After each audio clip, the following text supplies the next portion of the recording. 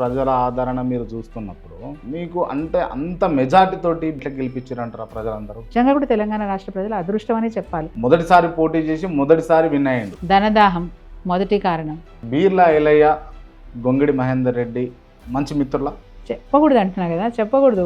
Business dealings కూడా కలిసే చేసేది. మేము కూడా స్పెక్ట్రా బాధితులమే. మహేందర్ రెడ్డి గారు చేసినటువంటి భూదందాల వల్ల సడన్ గా వాళ్ళ గురించి బ్యాడ్ గా చెప్తే బాగుండదు. సంవత్సరం గడువు అవుతా ఉన్నది మేడం. నియోజకవర్గంలో నిజంగా బీర్లా ఎలయ్య ఫుల్ఫిల్ చేసిండా అని అంటే మీరేం చెప్తారు? రాజకీయంగా నాకున్న అనుభవం 10 నెలల్లో ఇంత అపఖ్యాతి మూటగట్టుకున్న మీరు ఎవరిని లెక్క చేయలే, ఎవరిని పట్టించుకోలే కాబట్టి మీరు ఓడిపోయారు. ఒక్క మాట జైలు బరో అని మా నోటి నుంచి వస్తే చాలు. మీకు ఇచ్చినటువంటి స్థానం ప్రభుత్వ వైపు కేసీఆర్ గారు ముఖ్యమంత్రి అయిన కొత్తలో వారి ఛాంబర్ లో మీరు రాజకీయాలకు విరమించుకున్నారు అన్న వార్తలు.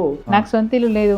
గతంలో నాగోల్లో నాకు ఒక ఫ్లాట్ ఉండే, అది మొన్న ఎలక్షన్స్ లో నాకు డబ్బులు సరిపోకపోతే నేను అది తీసేసాను. ఎందుకు ఎన్నికల ముందల కాంగ్రెస్ పార్టీలో చేరి? ప్రభుత్వం పనితీరు చూస్తూ ఉంటే ఇంకా బాధ పెరుగుతూ ఉంది. కేసీఆర్ కొన్ని నిర్ణయాల వల్ల కేటీఆర్ అనే వ్యక్తిని కనుక అరెస్ట్ చేస్తే